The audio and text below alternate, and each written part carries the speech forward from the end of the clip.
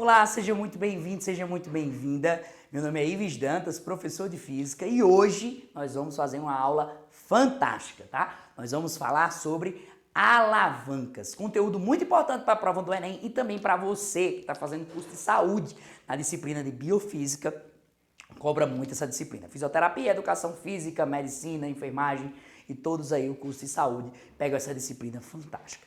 E ela tem tudo a ver com alavancas. Para primeiro você entender alavancas, você tem que entender que existem 3 pontos básicos, tá? Onde eu faço a força é uma região que nós chamamos de ponto de força potente, tá? Então toda vez que você vê a força potente, nós estamos chamando, né, de o ponto onde é feito a força, tá? Só que aí, dependendo da alavanca que nós temos, por exemplo, alicates, tesouras, os nossos próprios corpos humanos, né?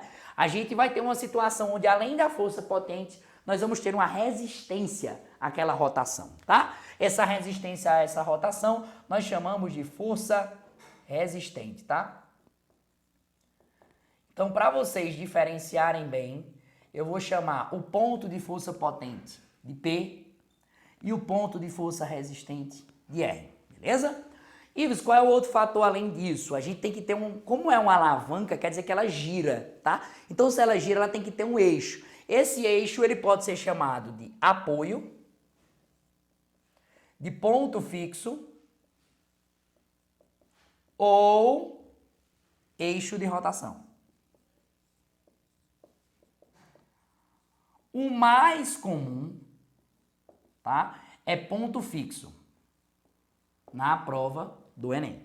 Então nós temos aí esses 3 pontos que são importantes para a parte de alavancas. Então vamos começar com a alavanca mais clássica de todas, que todo mundo quando era criança já brincou com ela. Já já a gente vai para as alavancas do corpo humano.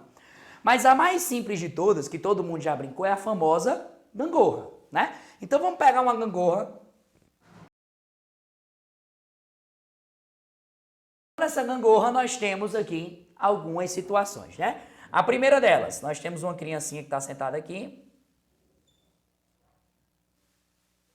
E nós temos uma outra criancinha que está sentada aqui. Né? Então nós temos 2 crianças aí, né, que estão sentadas nessa gangorra. Toda vez que você pegar uma situação que tem gangorra, que é uma alavanca, o que é que eu sugiro que você faça? Posicione e verifique onde é o ponto fixo ou eixo de rotação. Ou seja, como é que esse negócio roda? Ah, esse menino aqui ele sobe e depois desce. Esse menino aqui desce e depois sobe, tá? Então aqui no meio existe um eixo de rotação, que seria esse cara aqui. Então esse eixo de rotação, que é onde fica meio que o equilíbrio da coisa, é o que nós chamamos de ponto fixo, né? Então nós temos aqui o ponto fixo. O que é que vai acontecer ao longo desse processo, né? Ao longo desse processo, a gente tem um menino que está embaixo e tem um menino que está em cima, né? Esse que está embaixo, geralmente, se você já brincou de gangorra, você empurra o chão para baixo, o chão responde te jogando para onde? Para cima, né? E esse outro menininho aqui, ele vai ser puxado para baixo, por conta da presença do peso, tá? Então, veja só. A gente tem uma situação aqui onde o ponto fixo está no meio e a gente tem essa relação, né? Então a gente tem uma força aqui que aponta para cima e a gente tem uma força aqui que aponta para baixo. Ives, qual é a grandeza que está atrelada ao giro? Porque força é empurrar, puxar, jogar para cima, jogar para baixo. Mas qual é a força? Qual é essa relação física que está associada à rotação? O que está associado à rotação é algo que nós chamamos de momento da força, que ele também pode ser chamado de torque. O que é o momento da força? O momento da força é a relação entre a força aplicada vezes a distância que a gente se encontra em relação ao eixo, tá? Isso aqui é um conceito bastante importante. Momento da força é força vezes distância. Ah, Ives, então quem é a distância do eixo? Se a gente chamar esse cara aqui de 1 e esse cara aqui de 2, a distância nada mais é do que isso aqui, ó. Essa daqui é a distância 1 e essa daqui seria a distância 2. Ou seja, nesse caso aí, se eles estiverem equilibrados, que vai ser a maioria dos casos que a gente vai tratar aqui, o momento de um lado vai ser igual ao momento do outro. Veja, esse cara aqui, ele gira no sentido o quê? horário, né? No sentido das horas. Esse outro cara aqui, ele gira em que sentido? No sentido horário também, né? Nesse caso aqui é horário. Então, como os dois giram no sentido horário, a gente chega à conclusão o quê? Que está acontecendo esse movimento. Depois vai acontecer o contrário e depois vai acontecer o contrário. Ou seja, essa alavanca ela não está em equilíbrio nesse caso. Por quê? Porque o menino nem está parado aqui e o outro aqui. Ou seja, eles estão sempre em movimento. Porém, as questões que aparecem desse conteúdo, a gente sempre vai tratar de situações em movimento. Então, para a gente contextualizar a primeira alavanca, eu vou trazer o nosso movimento do braço, tá?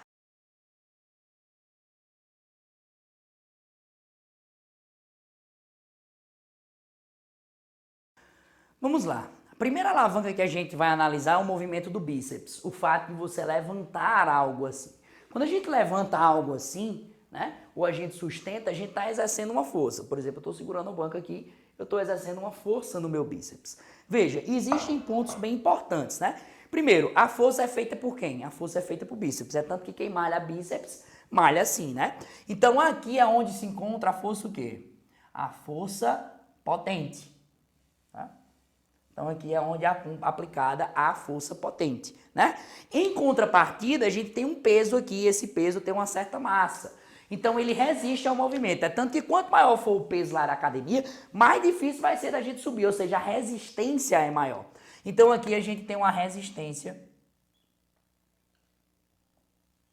que aponta para baixo. Então veja, a força aqui é feita potente e aqui é feita de forma resistente. Mas veja, a gente tem um eixo de rotação. O eixo de rotação é esse osso aqui, né, que está unindo justamente esses pontos. Então aqui nós temos o eixo de rotação, que a gente poderia dizer que é justamente o nosso apoio ou é o nosso ponto fixo. Se a gente colocar e projetar todos eles de uma reta, veja o que acontece. Ó, passa uma reta aqui. O que é que a gente vai ver? A gente vai ver que vai ter o ponto fixo aqui, vai ter a força potente aqui e vai ter a força resistente aqui. Veja, você vai ter o ponto fixo, você vai ter a força potente e você vai ter aqui a força resistente.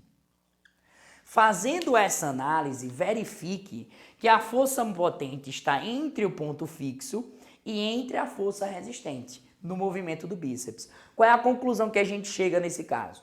Se ele está aqui no meio, quer dizer que essa alavanca tem uma força potente no meio. Quem está no meio é inter. Então a gente diz que essa alavanca é uma alavanca interpotente.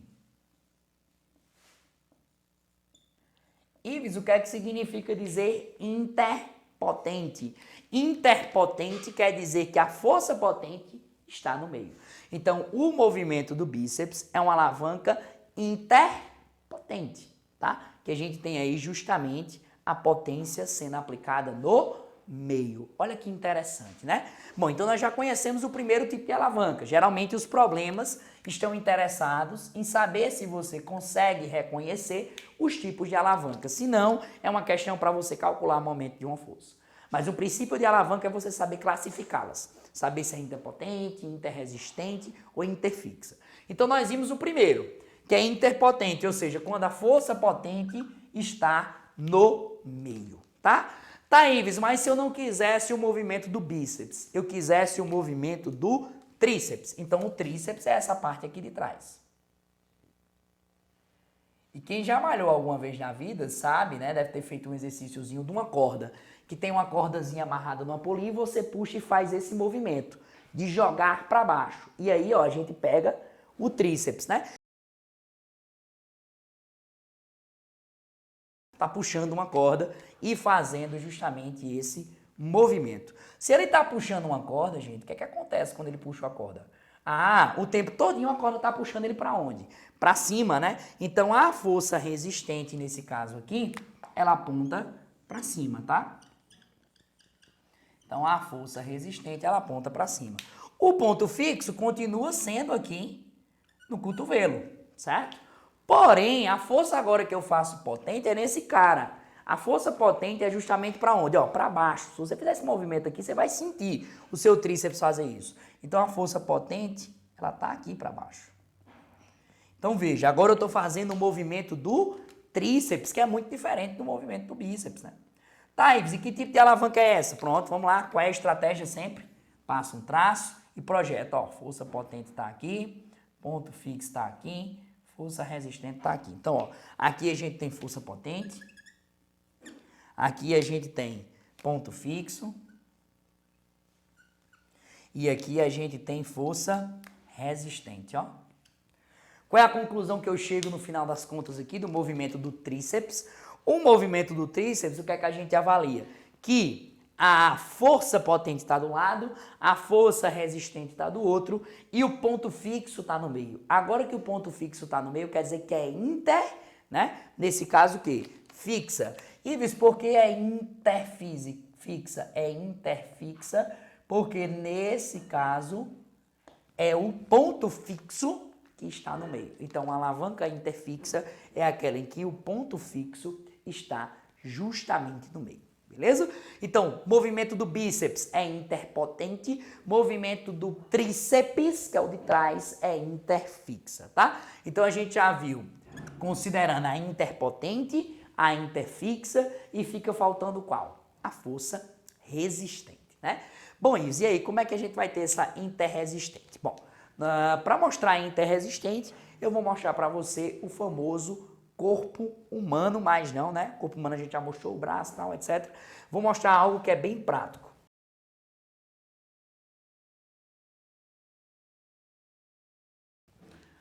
Vai lá, ó. Todo mundo já viu o famoso carrinho de obra, ou carrinho de feira, ou algo do tipo, né? E aí o que a gente sabe? A gente sabe que a gente coloca um bocado de coisa aqui no meio, né? Que aqui a gente tem um apoio, que é onde a roda fica apoiada, e que o cara, para levantar, o cara tem que levantar aqui, né? Ou seja, a força potente é feita nesse ponto. E ela é apoiada em relação ao quê? Em relação ao ponto que está em contato no chão, né? Então, aqui é o nosso ponto fixo. Porém, quanto mais eu encher de coisa aqui, mais pesado vai ficar, seja um entulho, seja uma feira. Então, aqui no meio, puxando geralmente nessa orientação, nós temos a alavanca resistente, tá? E aí, o que é que a gente verifica? Como é que eu classifico essa alavanca? Ah, eu classifico essa alavanca assim, ó. Bota aqui, projeto, ó. Passa uma reta, aqui tem um cara, aqui tem outro cara, aqui tem outro cara. Veja, aqui a gente tem a força potente, aqui a gente tem a força resistente e aqui a gente tem o quê? O ponto fixo, certo? A gente tem aí o ponto fixo. Nesse caso aí, a gente tem quem no meio? A gente tem a força resistente no meio. Então, como a gente tem a força resistente no meio, a gente diz que isso aqui é o quê? Interresistente.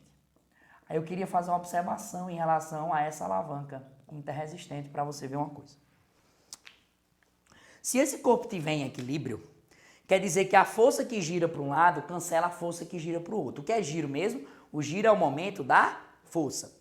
Então veja, o giro é sempre em relação à origem. Veja, essa força resistente aqui, ela faz esse corpo girar para cá, ó. Já a força potente faz o corpo girar para cá.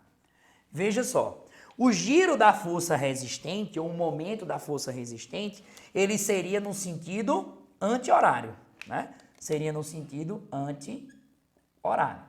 Já no caso da força potente, ele seria o quê? No sentido horário.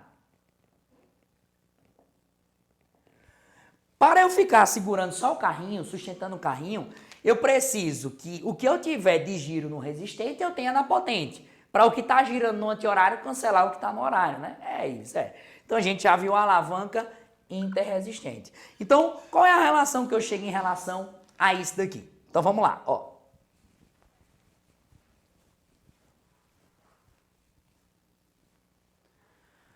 A relação que eu chego é o porquê que a força potente, aqui nesse caso do carrinho, ela é feita na ponta. Então, vamos lá. Para que a gente tenha uma situação em que esses caras se anulem, eu tenho que dizer que o momento do sentido horário seja igual ao momento do sentido anti-horário.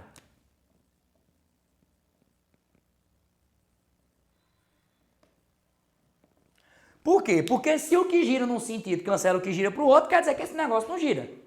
Então, se ele não gira, quer dizer que eu estou sustentando. Por quê? Porque se o anti-horário for maior, o carrinho desce. E se o horário for maior, o carrinho capota para frente.